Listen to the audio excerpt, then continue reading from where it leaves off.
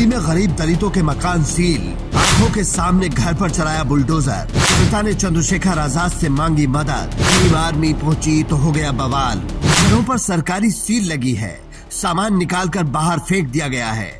सर्द रातों में छोटे छोटे बच्चे खुले आसमान के नीचे रात बिताने को मजबूर हैं।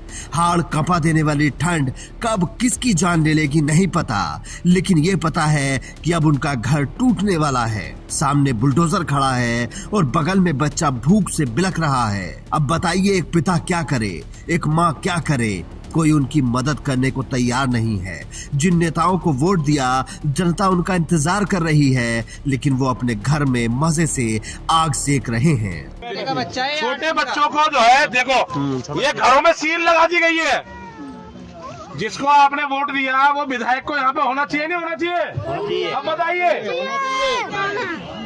कोई नहीं आया, अपने मतलब के लिए आते, हाथ जोड़ते, पैरों में पड़ते हैं। आज कोई नहीं आया। हम लोग कल भी आपके बीच में आए थे और लगातार आपके बीच में रहेंगे और इस आवाज को जो है हम सड़क से लेकर संसद तक पहुंचाएंगे। हमारी तो धंधारी बंद हमारी जब चपाड़ी कल को कुछ होगा तो कौन जिम्मेदार होगा? भलाई तक बंद हो गई, खाने तक को बिना 3 दिन हो गए। खाने पीने के बाबा साहेब कहते थे कि वोट की ताकत आपकी सारी परेशानियों का हल कर सकती है, क्योंकि ये आपको सत्ता दिला सकती है। लेकिन अगर आप गलत सरकार चुन लेते हैं तो वो भी आपकी परेशानियां बढ़ा सकती है। दिल्ली के ओखला विधानसभा में आने वाले अली गांव के लोग भी परेशान हैं। उनकी कोई नहीं सुन रहा तो हारकर इन लोगों ने चंद्रशेखर आजाद से मदद मांगी। जय भीम साथियों, हम आली गाँव निवासी हैं। हमारा आली गाँव दिल्ली में पड़ता है। हम कम से कम 60-70 साल से हम यहाँ आली गाँव में रह रहे हैं। आज इसको अवैध बताकर तोड़ा जा रहा है, ये यूपी गवर्नमेंट द्वारा तोड़ा जा रहा है। इसमें हमारी कोई सहायता नहीं कर रहा, ना दिल्ली गवर्नमेंट, ना हमारा कोई सांसद जी, ना कोई सहायता नहीं कर रहा। हम सिर्फ चंद्रशेखर भाई से ये गुजारिश करते हैं कि हमारी सहायता करें, हमारी मदद करें और हमें बचाएं।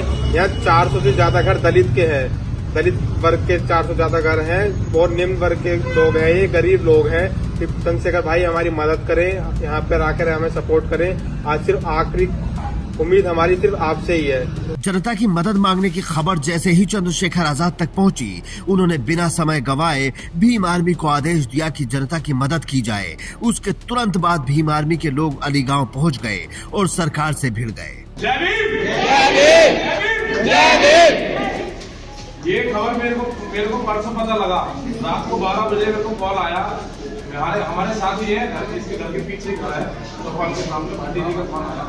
तो भाटी जी ने हमें बताया कि पहलवान जी हमारे मकानों को जो है सील लगा दी गई है और बच्चों को बाहर कर दिया गया है और हमारे मकानों को तोड़ने की पूरी प्लानिंग करी जा रही है।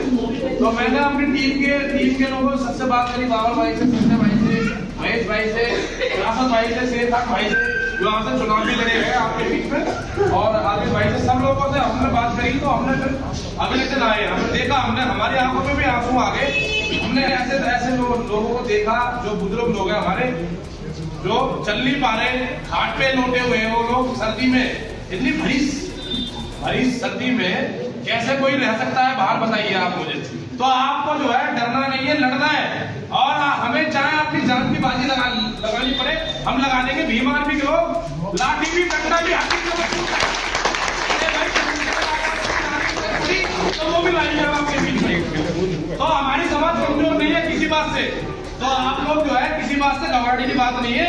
खाने की, पीने की, हर चीज की व्यवस्था आपकी जो है हम लोग। भीम आर्मी ने खाने पीने का जुगाड़ किया, लोगों को सर्दी से बचाने के लिए रजाई कंबल का जुगाड़ किया। लेकिन सवाल यही है कि जिन लोगों ने वोट लिया वो कहाँ हैं? क्योंकि सरकार का कहना है कि ये लोग यूपी सरकार की जमीन पर घर बनाकर रह रहे हैं। तो जो कानूनी लड़ाई है वो ये लड़ेंगे, लेकिन ऐसी ठंड में कम से कम इनके नुमाइंदों को मदद के लिए आना चाहिए था। चंद्रशेखर आजाद की पार्टी को दिल्ली के चुनाव में ना के बराबर वोट मिले थे, लेकिन फिर भी उनके लोग मदद के लिए पहुंच गए।